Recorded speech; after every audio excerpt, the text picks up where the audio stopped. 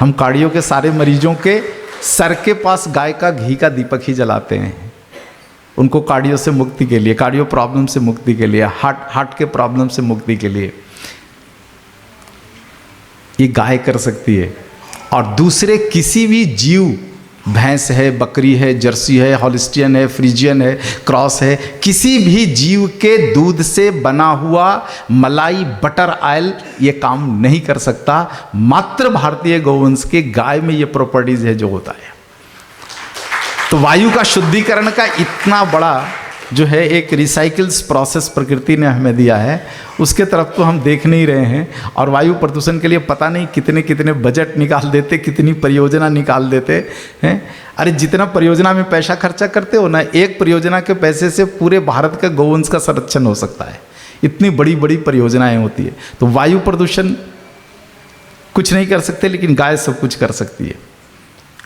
और इसी तरह से अग्नि प्रदूषण से भी गाय बचाती है, और आकाशीय प्रदूषण से भी गाय बचाती है। आज जो पूरे देश में जो चेतना के समाप्ति का जो कारण है,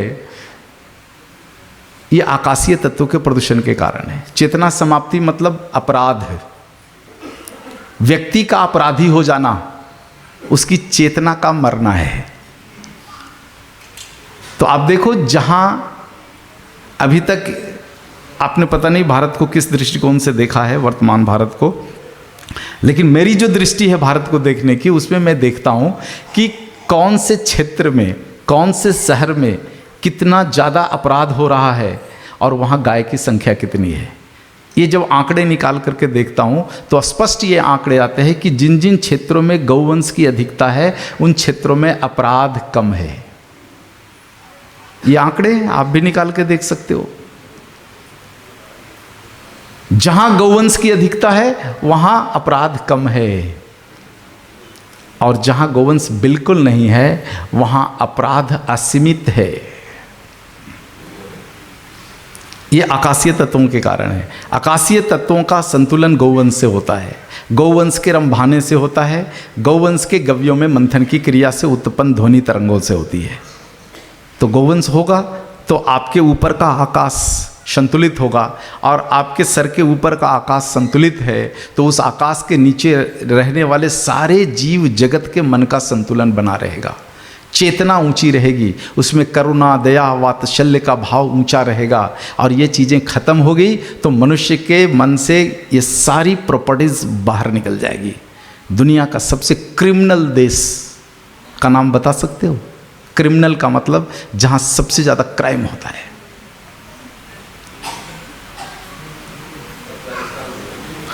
विश्व का बता दो। अमेरिका, सबसे ज़्यादा क्राइम होता है वहाँ। सुनने में सुंदर लगता है, लेकिन जाकर देखो हर गांव में एक जेल है। भारत के हर गांव में एक मंदिर मिल जाएगा, लेकिन अमेरिका के हर गांव में एक जेल जरूर मिलेगा, क्योंकि अमेरिका की 1/4 आबादी कभी भी जेल में होती है। 1/4 पॉपुलेशन इन जेल। दुनिया का एक ही देश है अमेरिका। सबसे ज़्यादा वहाँ की सरकार को टेंशन होता है कि 1/4 पॉपुलेशंस को फ्री खाना खिलाना पड़ता है, क्योंकि वो जेल में है। परेशान है वहाँ की सरकार। कारण सबसे ज़्यादा पुलिस व्यवस्था वहीं है। दुनिया का सबसे ऊंचा कहा जाने वाला साधन वहीं पर है। सबसे ऊंचा कहा जाने वाला टेक्नोलॉजी उन्हीं के पास है। चोरों को पकड़ने की सबसे उन्नत टेक्नोलॉजी उन्हीं के पास है, फिर भी चोरों की संख्या कमती नहीं, बलात्कारों की संख्या कमती नहीं, हत्यारों की संख्या कमती नहीं।